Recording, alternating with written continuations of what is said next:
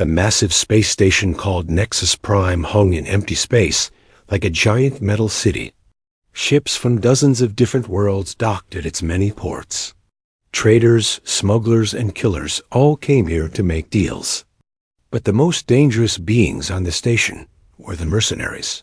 Captain Zethkar walked through the crowded corridors with his long tail swishing behind him. His dark green scales caught the artificial light as other aliens moved quickly out. Of his way, everyone knew who he was. Everyone feared the Void Serpents. The reptilian Saurian stood 7 feet tall and had led the most successful mercenary company in the galaxy for 15 years. His yellow eyes scanned the crowd as he made his way to the meeting room. Today would bring another job, another pile of credits, and another victory for his team. The meeting room was small and dark. A hooded figure sat at the metal table, there, face hidden in shadow. Zethkar had dealt with mysterious clients before. They always paid the best rates. "You are the famous Captain Zethkar," the figure said, in a voice that sounded like it came through a machine. "I have heard stories about your success rate." Zethkar sat down and let his claws click against the table. 100% success. Rate, 23 major operations, 0 failures. What do you need destroyed? The hooded figure pushed a datapad across the table. A research facility on Kepler 442b. The humans there are developing biological weapons that could threaten the entire galaxy. They must be stopped. Zethkar picked up the pad and studied the information. The target looked simple enough. A small building in the middle of nowhere. Basic security systems. Maybe 30 people inside, all scientists and researchers. His team had destroyed much larger targets. "Standard rate is 50,000 credits, Zethkar said. "This looks easy." "I will pay 150,000, the figure replied quickly. Zethkar's eyes narrowed. Triple pay meant triple danger. "What are you not telling me?" The figure leaned forward. "The facility may have human military personnel on site. I strongly advise you to avoid direct confrontation with any human soldiers." Zethkar laughed, a sound like gravel in a metal pipe. "Human soldiers? You are worried about Deathworlders?" "I have fought across 100 worlds. My team has killed thousands of enemies. Humans are just another species that bleeds." "They are not like other species," the figure warned. "They fight differently. They think differently. They die like everyone else," Zethkar interrupted. He stood up and grabbed the datapad. "We accept the contract. Payment up front." The figure transferred the credits without argument. "Remember my warning, Captain. Do not underestimate them." Zethkar left the meeting room and headed back to his ship. The Void Serpent's base was a modified military cruiser called the Bloodfang. It had enough firepower to level a small city and carried his team of 24 elite fighters. His first officer, Vex, was waiting for him in the command center. The insect-like Kithra stood 6 feet tall with 4 arms and compound eyes that could see in multiple spectrums. His specialty was explosives and demolition. "New job?" Vex asked, his voice buzzing like angry bees. "Simple one," Zethkar replied. "Human research facility, 30 targets, easy money." Mordon looked up from his weapon maintenance station. The silicate was made of living crystal and stood 8 feet tall. His body could deflect most energy weapons, and he carried the heaviest guns in the galaxy. "Humans," Mordon said, his voice like rocks grinding together. "I fought them once before. They are unusual." "Unusual how?" Zethkar asked. Mordon was quiet for a moment. "They do not fight like warriors.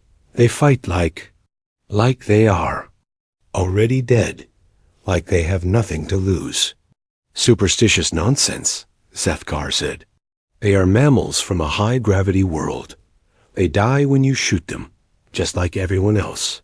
He called his team together for the mission briefing.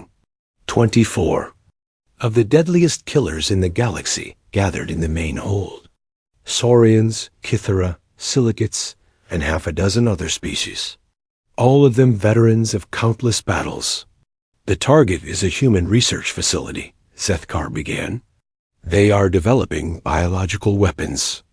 Our job is to eliminate all personnel and destroy the facility. Intelligence suggests minimal security, mostly scientists and researchers. His weapons specialist, a four-armed Nexari named Keltesh, raised one of her hands.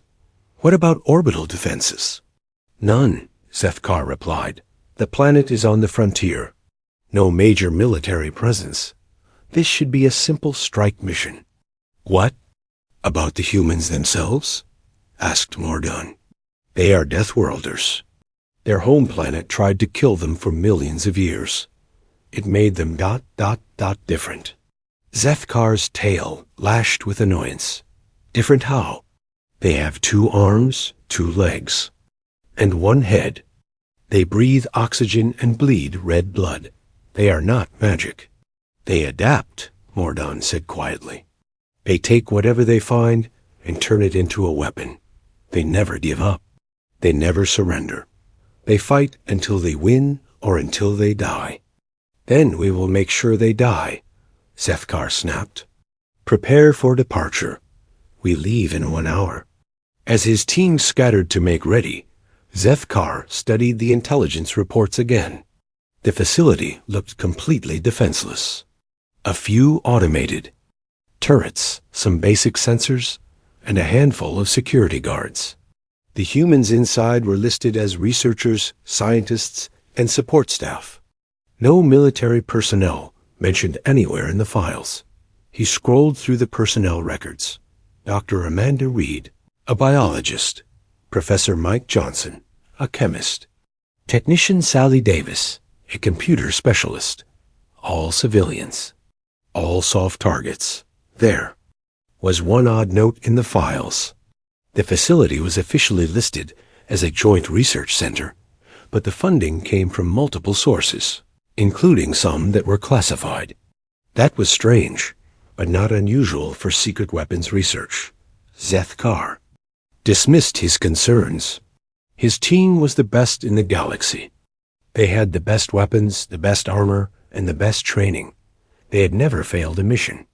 They had never lost a fight. The Bloodfang departed Nexus Prime and jumped to hyperspace. The journey to Kepler 442b would take 3 days. Zethkar spent the time reviewing tactical plans and checking equipment. Everything was perfect. He had no way of knowing that the research facility was actually a cover for something much more dangerous. He had no way of knowing that the civilian researchers were actually human special forces soldiers on a training mission. He had no way of knowing that Staff Sergeant Jake Murphy and his team had been monitoring their approach since they left Nexus Prime. Most importantly, he had no way of knowing that he was about to learn why the galaxy's most dangerous predators had evolved on Earth, and why human soldiers were the most feared. Warriors in known space. The Bloodfang dropped out of hyperspace at the edge of the Kepler 442 system. The planet hung before them like a blue-green jewel. It looked peaceful. It looked safe. Zethkar smiled, showing rows of sharp teeth. This was going to be easy money. The research facility sat in a valley surrounded by green hills and strange Earth-like trees. From orbit, it looked exactly like the intelligence reports described. 1 main building, 2 smaller storage units, and a landing pad. No visible defenses. No ships in the area. Perfect. Zethkar studied the target through his ship's sensors. Heat signatures showed about 30 people moving around inside the buildings. Most of them seemed to be in the main laboratory area. A few guards walked patrol. Routes around the outside. Drop us at the North Ridge, Zethkar ordered his pilot. We go in quiet and fast. The assault team loaded into 2 drop ships. 24 of the galaxy's deadliest killers, armed with the best weapons money could. Bye. Seth Carr carried his favorite plasma rifle, a weapon that could melt through 3 feet of steel. Vex had his demolition charges and sonic disruptors. Morgan brought his heavy particle cannon that could punch holes through starship armor. They landed in the forest 2 miles from the target. The dropships lifted off immediately, following standard procedure. They would return when called, or in 6 hours, whichever came first. The team moved through the trees in perfect formation. They had done this 1,000 times before. Advanced scouts, main force, rear guard. Everyone knew their job. Everyone was a professional. What they did not know was that they had been watched from the moment they entered the star system. Inside the facility, Corporal Lisa Hayes sat in front of a wall of computer screens. Her fingers danced across multiple keyboards as she monitored communication channels, sensor networks, and satellite feeds. She was 26 years old, born in Ohio, and had been in the Army for 8 years. "Contact," she said into her headset. 24 hostiles, mixed species, moving from the north. Add of 15 minutes. Staff Sergeant Jake Murphy looked up from the tactical map he was studying. At 32, he was the oldest member of Delta Team 7. He had served in 3 different wars and had never lost a soldier under his command. "Species breakdown?" he asked. Lisa's screens showed detailed analysis of the approaching force. 12 Saurians, 6 Kythera, 4 Silicates, 2 Nexari. Looks like the Void Serpents based on equipment signatures. Murphy nodded. He knew that. Name. The Void Serpents were famous throughout the galaxy. They had never failed a mission. They had never lost a fight. Today, that would change. "Positions, people," Murphy said calmly. "Let them come to us." The facility was not really a research center. It was a training ground for human special forces, designed to look like a civilian target. The scientists moving around inside were actually Delta Team 7, one of the Army's elite units. They were here to practice hostage rescue scenarios and urban combat techniques. The timing was perfect. The mercenaries thought they were attacking helpless researchers. They were actually walking into a trap set by some of the most dangerous humans alive. Corporal Amy Santos crouched behind a computer terminal in the main lab. She was the team's communications specialist and psychological warfare expert. In her hands, she held a device that looked like a simple tablet computer. It was actually a military-grade electronic warfare system that could hack into almost any alien technology. "I'm in their comms," she whispered. "They're using standard Void Serpent encryption. Child's play." Through her earpiece, Amy could hear the mercenaries talking to each other as they approached the facility. Their voices were confident, almost bored. They thought this was going to be easy. She began her work immediately.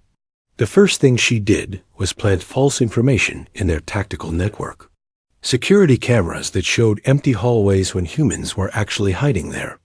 Motion sensors that reported clear areas where Delta Team 7 waited in ambush. Door locks that appeared secure, but were actually controlled by Amy's computer. Sergeant Ryan Clark worked in the facility's basement, surrounded by pipes, cables, and machinery. He was the team's engineer and had spent the last 2 days turning the building into a death trap. Every door, every hallway, every room had been modified with hidden surprises.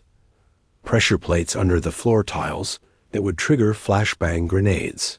Motion sensors linked to automated gun turrets made from medical equipment. Even the air conditioning system had been weaponized, ready to fill rooms with smoke, sleeping gas, or worse. Ryan smiled as he made final adjustments to his creations. The aliens were about to learn why human engineers were feared throughout the galaxy. They could turn anything into a weapon. A coffee maker became a bomb. A medical scanner became a neural disruptor. A simple maintenance tunnel became a killing field.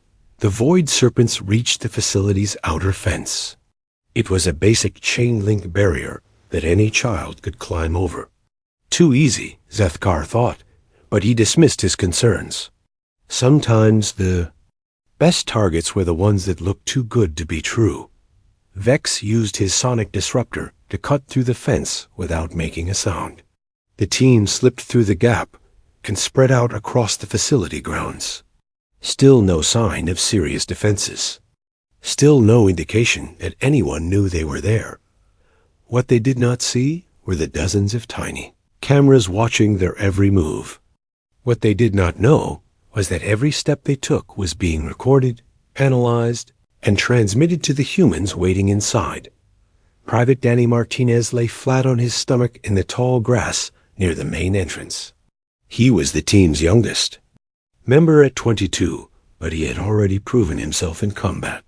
His specialty was improvised explosives and creative destruction. Through his rifle scope, Danny watched the alien mercenaries move across the open ground. They were good, he had to admit. Professional. Disciplined.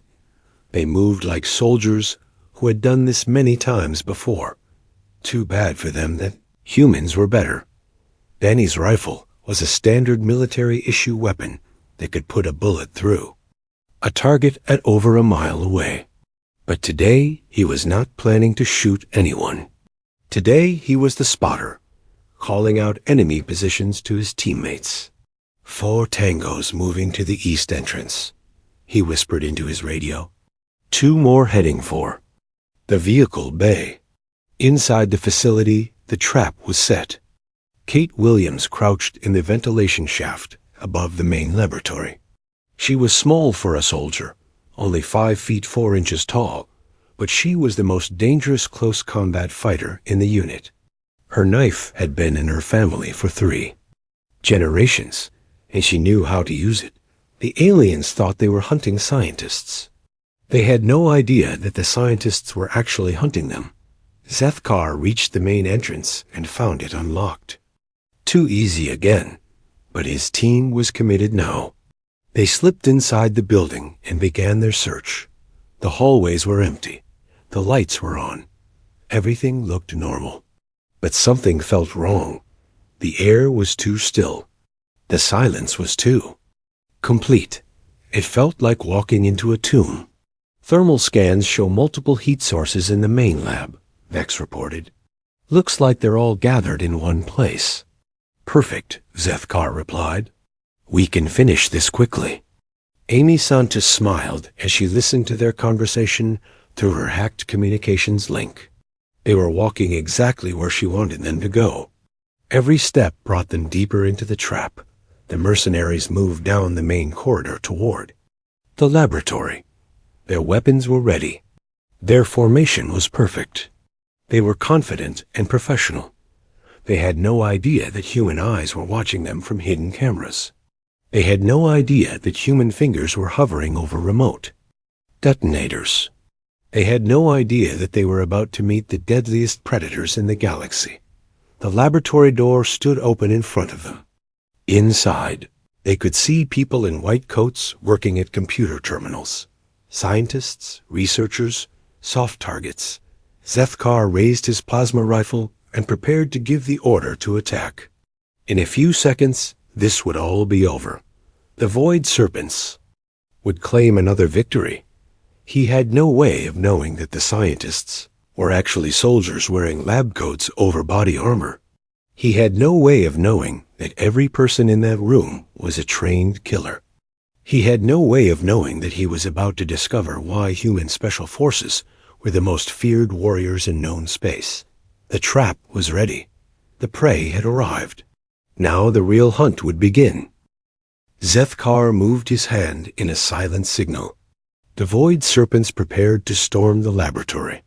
24 elite killers ready to slaughter helpless scientists. Easy money. Quick work.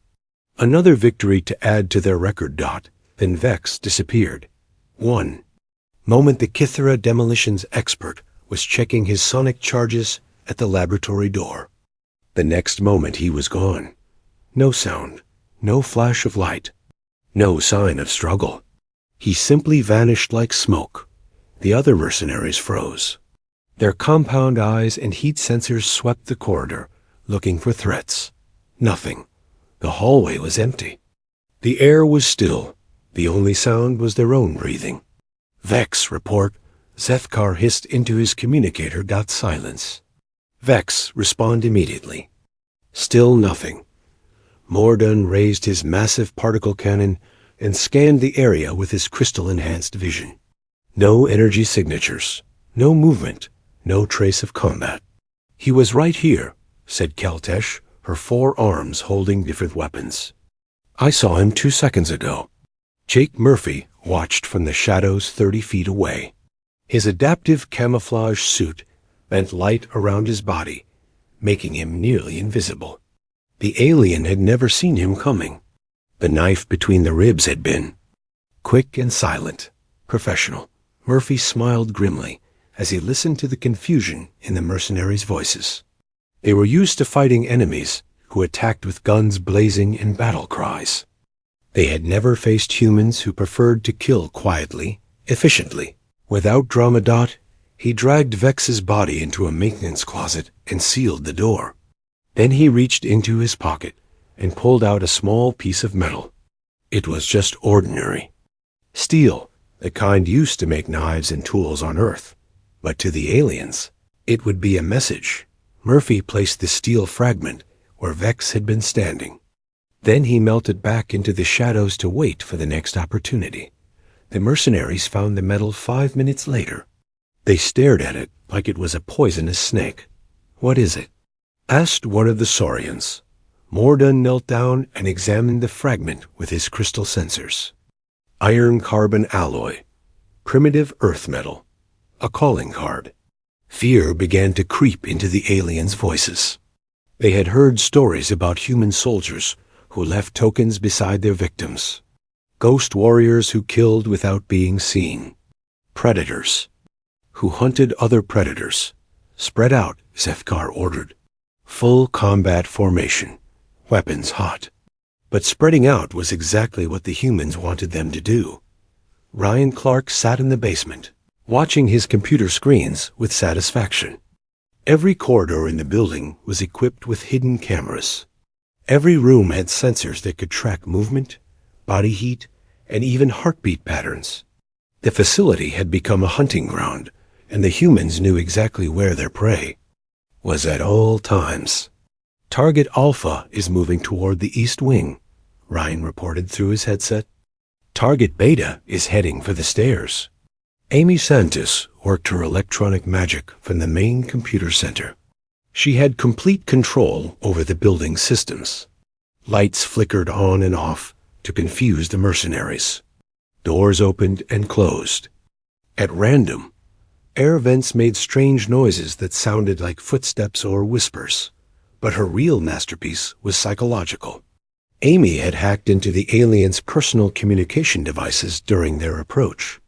She knew their names, their fears, their personal histories. Now she began to use that information against them. A Saurian named Gorth received a message on his private channel. It was from his mate back on his home world, telling him she was worried about his safety. The problem was that his mate had been dead for 3 years, killed in a previous battle. Only Gorth knew that secret. A Kythera warrior called Zix heard his own voice whispering through his helmet speakers. But the voice was speaking words he had never said, describing fears he had never shared with anyone. His compound eyes darted around the corridor, looking for the source of the impossible transmission.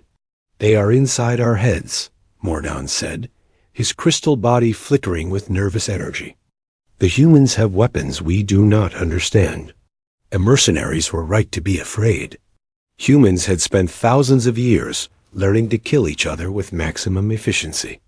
They had studied every form of warfare, every type of weapon, every possible way to destroy an enemy. And they had learned that the most effective battles were won in the mind, not on the battlefield. Kate Williams moved through the ventilation system like a deadly shadow. The shafts were too small for most aliens. But humans were built differently. They could squeeze into tight spaces, climb through narrow passages, and attack from directions that other species never expected. She dropped down into a storage room where two Saurian mercenaries were searching for their missing teammate. They never heard her coming. The first one died with her knife in his spine. The second one turned just in time to see her face before everything went dark. Kate left two more pieces of steel beside the bodies. Then she climbed back into the vents and moved to her next hunting position. The discovery of two more corpses sent panic through the mercenary ranks. 3 of their best fighters were dead, and they still had not seen a single enemy.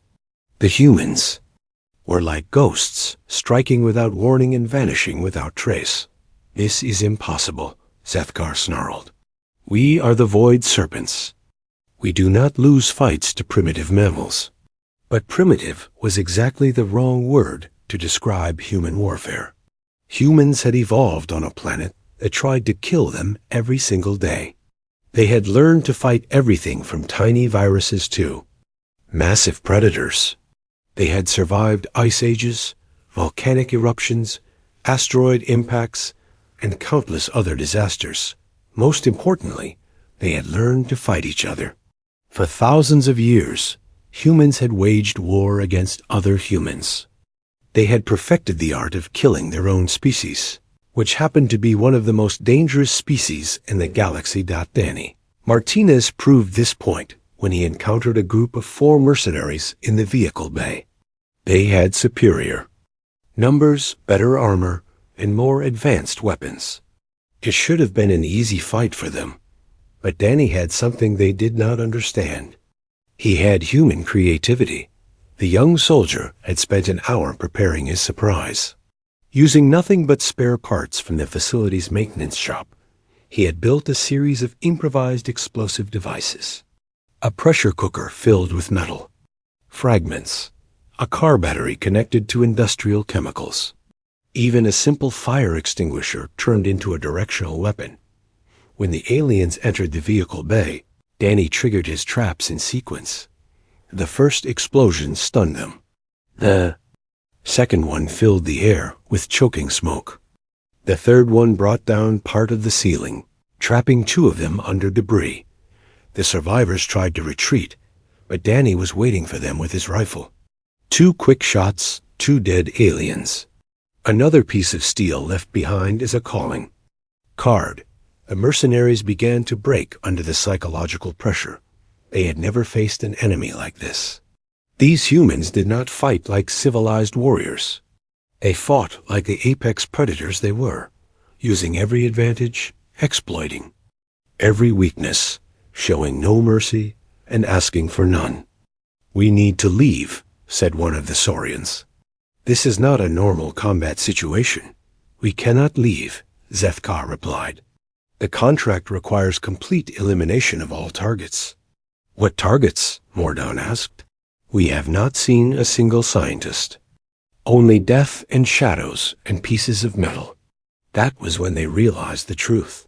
The research facility was not what it appeared to be. The civilian scientists were not helpless victims. This whole mission had been a trap from the very beginning. Lisa Hayes sat in her communication center, listening to the fear in the aliens' voices as they tried to figure out what was happening to them. She had been monitoring their encrypted channels since they landed, watching their confidence slowly crumble as they realized they were not the hunters. They were the prey. "Murphy, you have 3 more targets moving toward your position," Lisa reported. "They look scared." "Good," Murphy replied. "Scared enemies make mistakes." The staff sergeant was already moving to intercept them. His knife was clean and ready. His camouflage suit made him invisible in the dim corridor lighting. He was a human soldier, trained to kill efficiently and without emotion. The aliens were about to learn why their species feared the death world called Earth, and why the creatures that survived on that terrible planet were the most dangerous warriors in the galaxy. The Void Serpents had lost 8 fighters in 30 minutes. 8 of the galaxy's deadliest killers, dead without firing a single shot. The remaining 16 mercenaries huddled together in the main corridor, their weapons pointed in all directions. They jumped at every shadow, every sound, every flicker of light. "This is madness," whispered a Saurian named Krex. "They are killing us like animals." "We are not animals," Zethkar growled. "We are warriors. We fight back." But fighting back required an enemy you could see. The humans remained invisible, striking from nowhere and vanishing like smoke. The mercenaries had superior technology, better armor, and more powerful weapons. None of it mattered against an enemy that refused to fight fair. Kate Williams crept through the ceiling tiles above them. She could hear their voices clearly through the thin material. Fear had replaced confidence. Panic was setting in. Soon they would make the fatal mistake of separating again. She did not have to wait long. Mordun broke away from the group, his crystal body glowing with nervous energy. "I will check the eastern corridor," he announced. There might be another way out. The massive silicate warrior moved away from his teammates, his heavy particle cannon sweeping left and right. His crystalline armor could stop plasma bolts, energy beams, and explosive shells. He was one of the toughest fighters in the galaxy.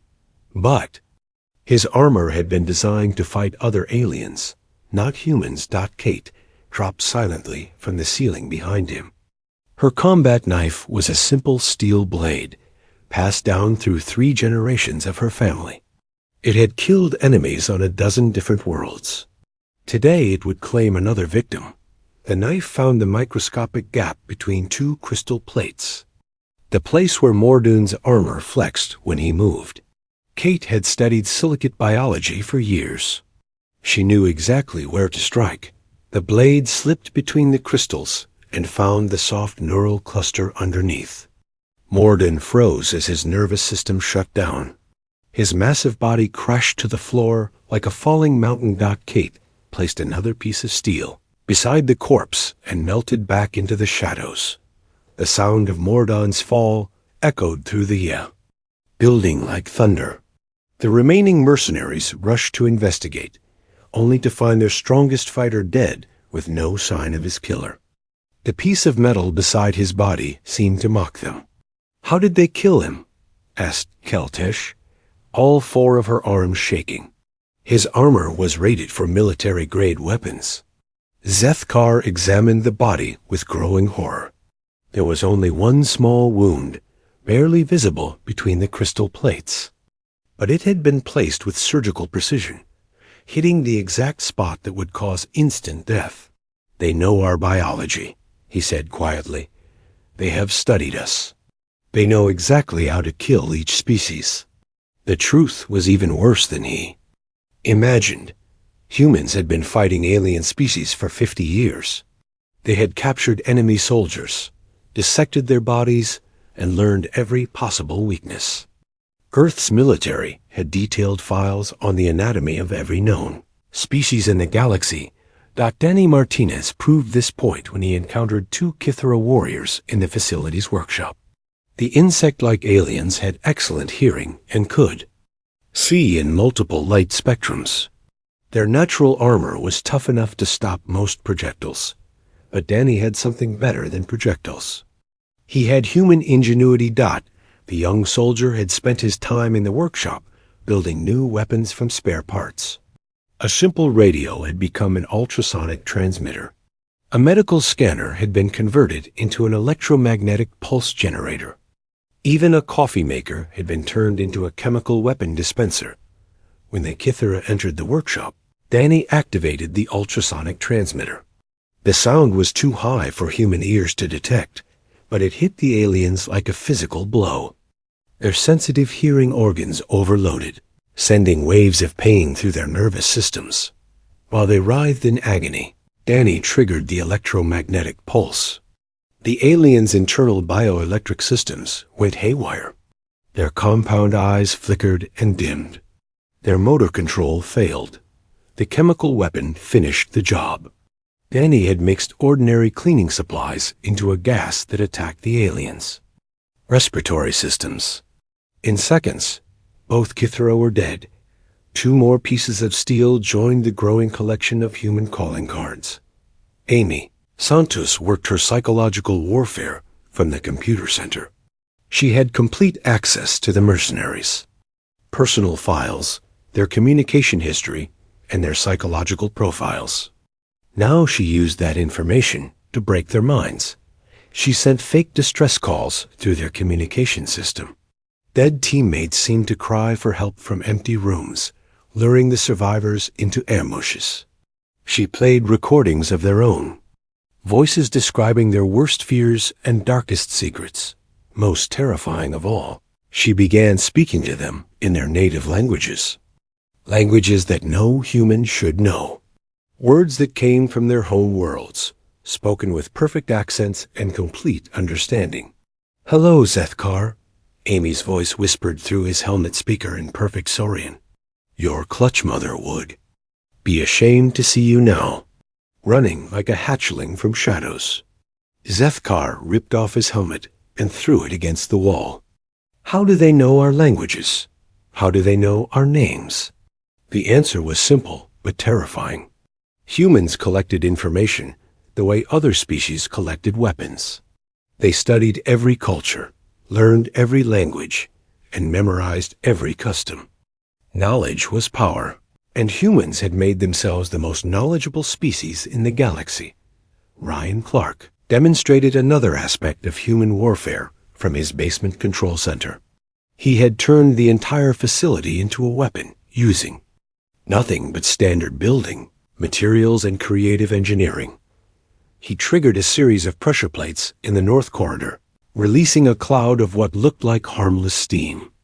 But the steam was actually a mixture of industrial solvents that attacked alien breathing filters.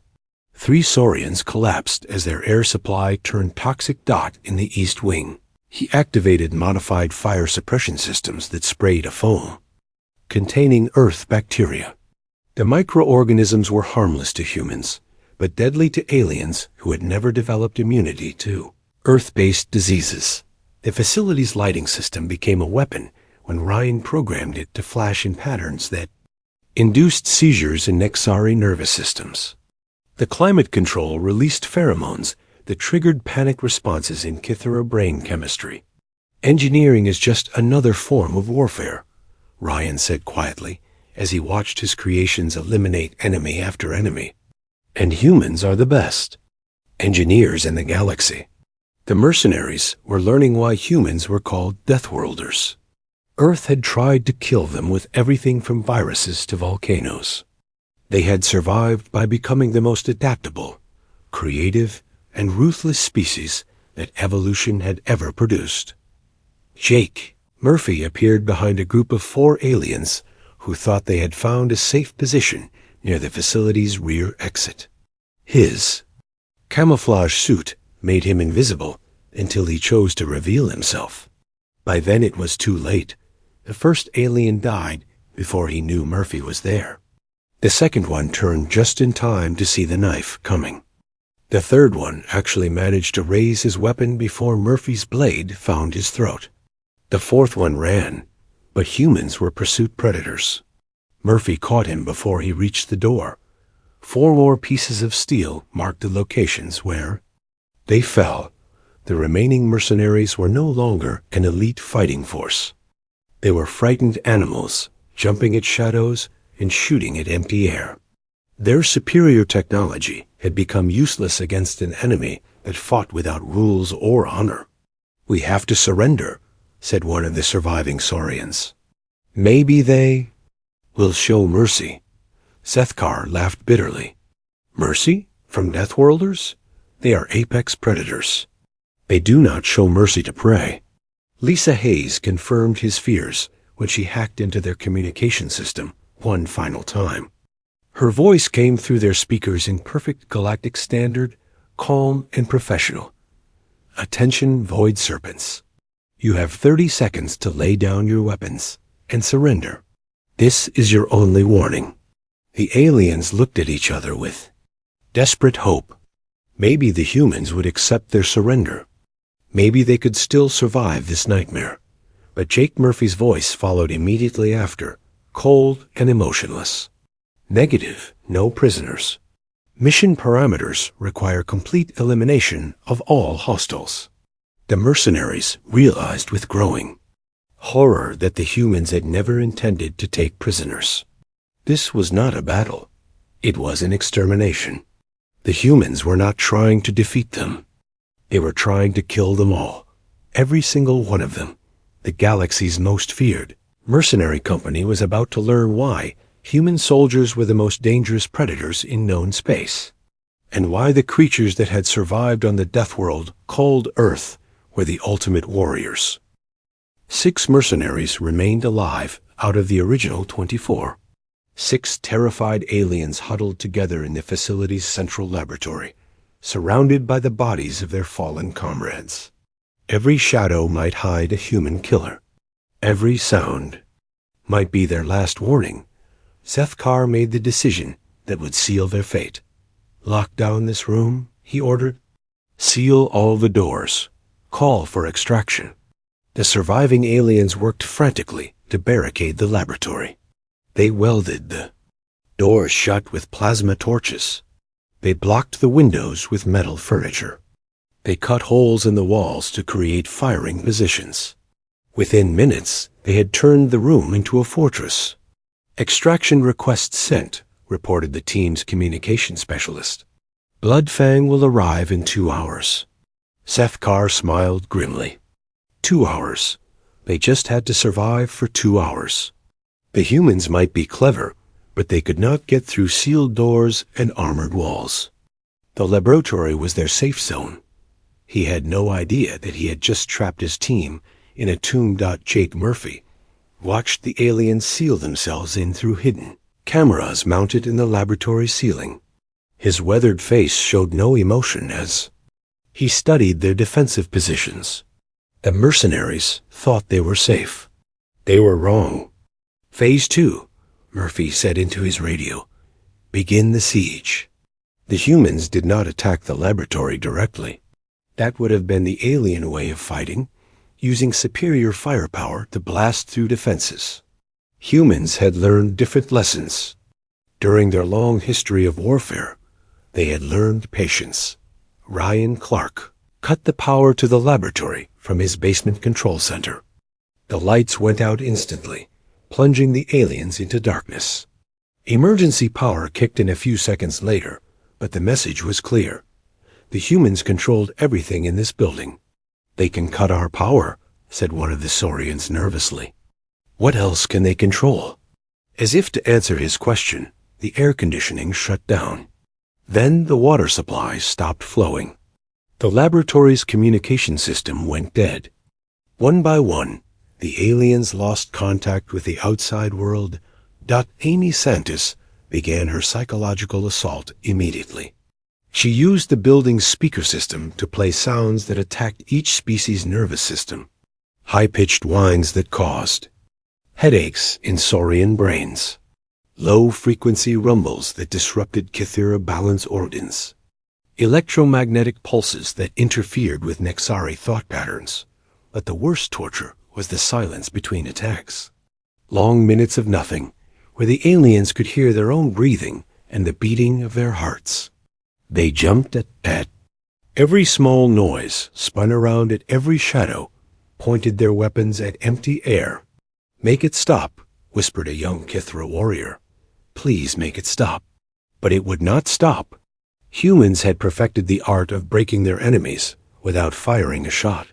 They understood that fear was more powerful than any weapon. Terror was more effective than any bomb. Kate Williams moved through the ventilation shafts above the laboratory, studying the aliens' defensive positions. She could not attack them directly while they were grouped together, but she could make them afraid. Very afraid, she began by making small noises in the ceiling. Scratching sounds like claws on metal. Tapping sounds like footsteps. Sometimes, she would drop a small object just loud enough for them to hear. The aliens would spin around and fire at the ceiling, wasting ammunition on empty air. Something is up there, said Keltesh, her forearms shaking as she held her weapons. It is just the building settling, Sethkar replied, but his voice lacked confidence. Kate smiled and moved to a different part of the ceiling. This time she used her knife to cut small holes in the metal tiles. Not large enough to attack through, but big enough for the aliens to see pieces of the blade catching the light. They would catch glimpses of movement, just enough to know that something was watching them. The psychological pressure mounted as the hours passed. Tony Garcia, the team's medic, demonstrated his knowledge of alien biology by introducing carefully measured doses of airborne chemicals through the ventilation system. Nothing immediately deadly, but substances that attacked each species' specific weaknesses. For the Saurians, he released compounds that interfered with their temperature regulation. They began to feel cold, then hot, then cold again.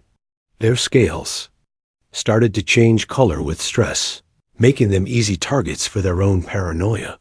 For the Kithara, he used chemicals that affected their compound eyes. Colors became too bright or too dim. Shapes seemed to move when they were standing still. They began to see threats that were not there. For the Nexari, he targeted their four-chambered nervous system with mild neurotoxins.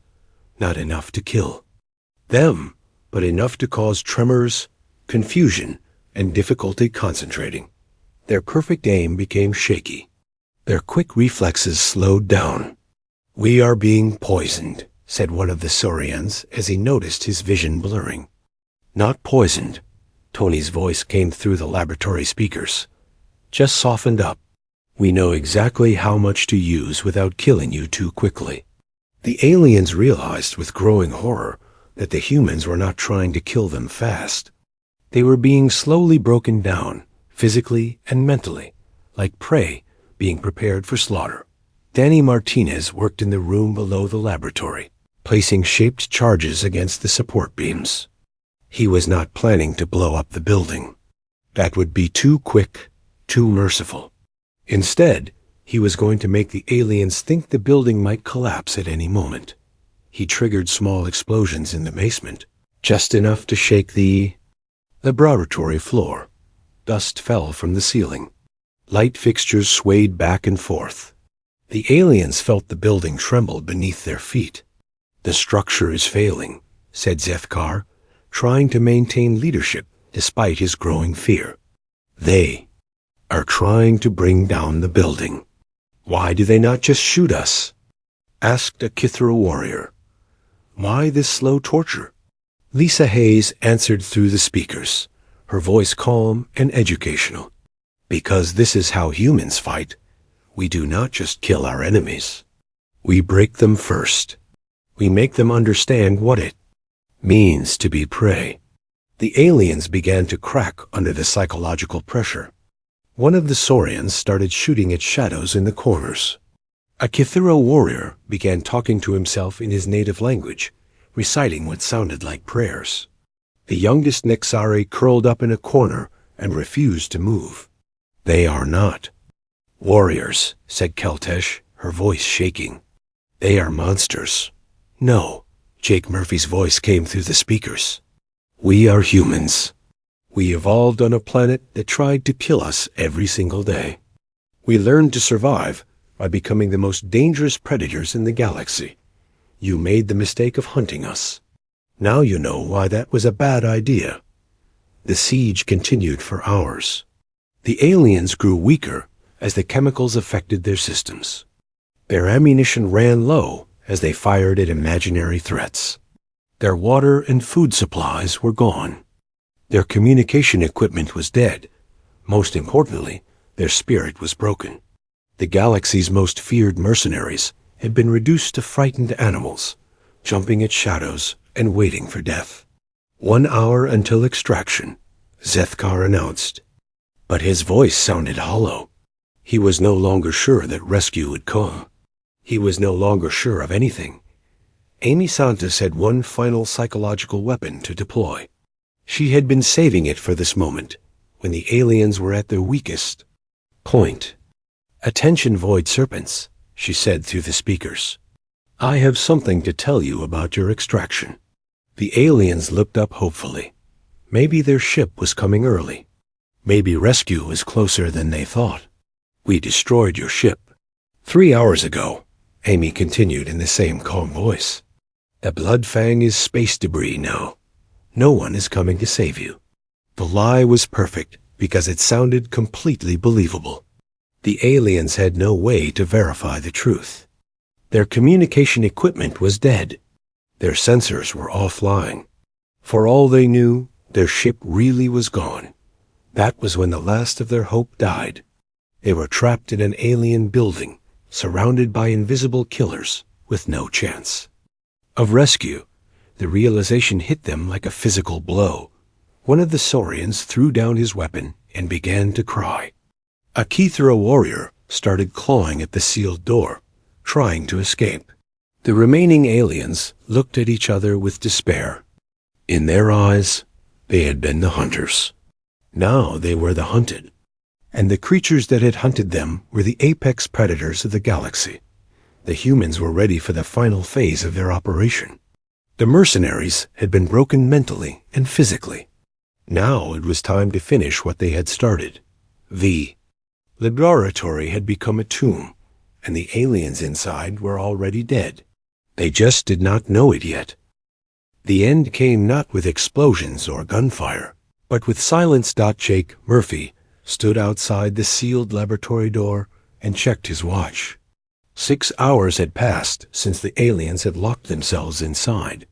6 hours of psychological warfare, chemical attacks, and slow torture.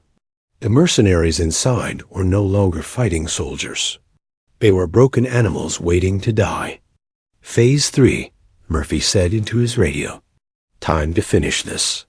Tony Garcia released the final chemical into the laboratory's air supply. This one was not designed to cause pain or fear. It was designed to put the aliens to sleep. One by one, the exhausted mercenaries collapsed as the gas took effect. Their weapons fell from nerveless fingers. Their eyes closed despite their efforts to stay awake. Only Zethkar remained conscious, his saurian physiology more resistant to the human. Drugs. He sat alone among his sleeping comrades, surrounded by the corpses of his fallen soldiers. The great captain of the Void Serpents reduced to a frightened lizard in a metal box. The laboratory doors opened with a soft hiss. Jake Murphy walked in first, his rifle ready but not aimed. Behind him came the rest of Delta Team 7, 6. Humans in black combat gear, their faces hidden behind tactical masks. Zethkar looked up at them with yellow eyes full of defeat. "You are not scientists," he said quietly. "No," Murphy replied, pulling off his mask to reveal a weathered human face. "We are soldiers, special operations, the kind your client warned you about." "What are you?" Zethkar asked. "What kind of creatures are you?" Kate Williams stepped forward, her knife still in her hand. "We are humans. We come from a world that spent 4 billion years trying to kill us. Everything on our planet is either poisonous, predatory, or both. We survived by becoming the most dangerous thing in the galaxy." "But you are so small," Zethkar said, staring at the humans who had destroyed his entire company. "So weak. How did you defeat us?" Ryan Clark laughed, a sound like grinding metal. "Size does not matter. Strength does not matter. What matters is intelligence, creativity, and the will to do whatever it takes to win. You aliens fight with honor and rules. We fight to survive." Amy Santos knelt down beside the defeated alien captain. "Do you want to know the truth about this mission? Your client was the Galactic Council. They hired you to test our defenses, to see how we would respond to a mercenary attack. You were never meant to succeed. You were meant to fail." Zethkar's eyes widened with shock. "Impossible. The Void Serpents never fail." "You failed today," Danny Martinez said simply. 24. Of the galaxy's best killers, destroyed by 6 human soldiers. And we are not even elite troops. We are students, trainees. This was a training exercise for us. The words hit Zethkar like a physical blow. The most feared mercenary company in the galaxy had been wiped out by human soldiers who were still in school, beginners, amateurs who were practicing their skills. "What will you do with me?" Zethkar asked. Lisa Hayes looked at her watch. "Your extraction ship will arrive in 1 hour. We will let you go. You will return to your employers and tell them what happened here. You will spread the word through every mercenary network, every criminal organization, every military force in the galaxy." "What word?" Zethkar whispered. Jake Murphy smiled, showing white human teeth. "That humans are not prey. We are predators. The apex predators of the galaxy. Any alien who threatens humanity will end up like your team, dead or broken." Tony Garcia administered medical aid to the sleeping mercenaries, bringing them back to consciousness with chemical stimulants. They woke up slowly, confused and frightened. When they saw the humans standing over them, some began to cry. Others begged for mercy. "Your weapons and equipment will be confiscated," Murphy announced. "You will be escorted to your extraction point and released.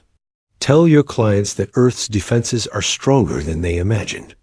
Tell them that human soldiers cannot be defeated by conventional means."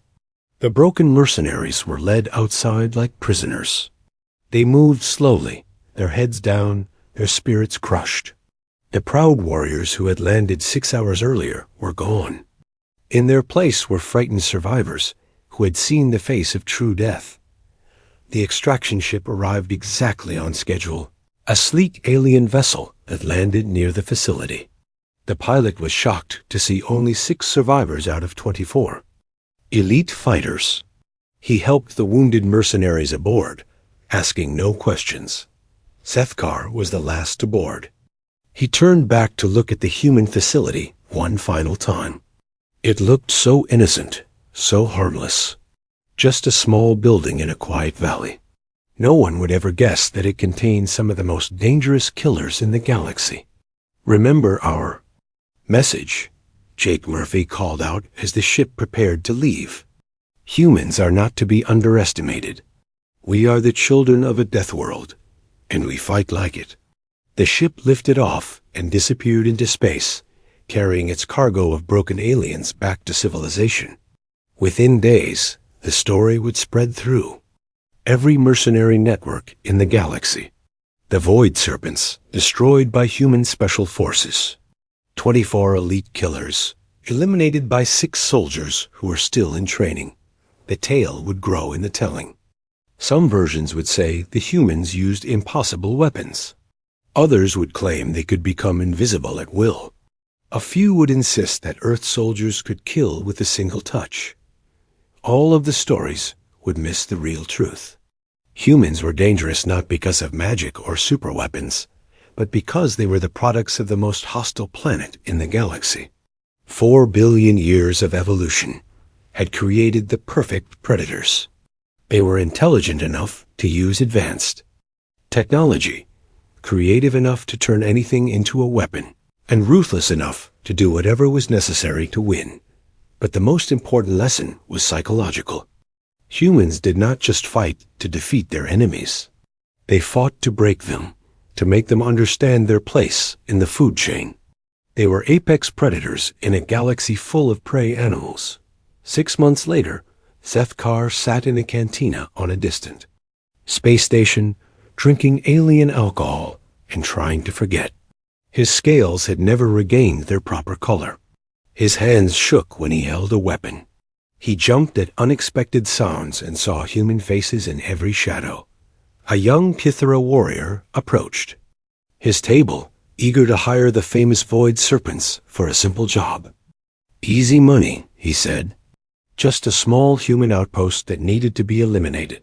Zethkar looked at the young alien with eyes that had seen too much. "No," he said quietly. "Never again." Find someone else. But Captain, the Kithra protested, it is just a few humans. How dangerous could they be? Zethkar finished his drink and stood up slowly. Human soldiers are the most dangerous creatures in the galaxy. They are the children of a world that tried to kill them every day of their evolution. They fight like cornered predators, because that is exactly what they are. He walked away, leaving the confused alien behind. The great Captain Zethkar would never take another contract involving humans. None of the surviving Void Serpents would.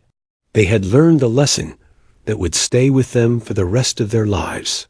Humans were not prey. They were the hunters. And any alien who forgot that fact would end up dead or broken, just like the 24 elite killers, who had made the mistake of underestimating the soldiers of Earth. The galaxy had been warned. Some listened. Others learned the hard way. But the message was clear. Human special forces were not to be trifled with. They were the apex predators of known space, and they would defend their territory with all the savagery that 4 billion years of evolution could provide. The Deathworld called Earth had produced the most dangerous warriors in the galaxy. And they were just getting started.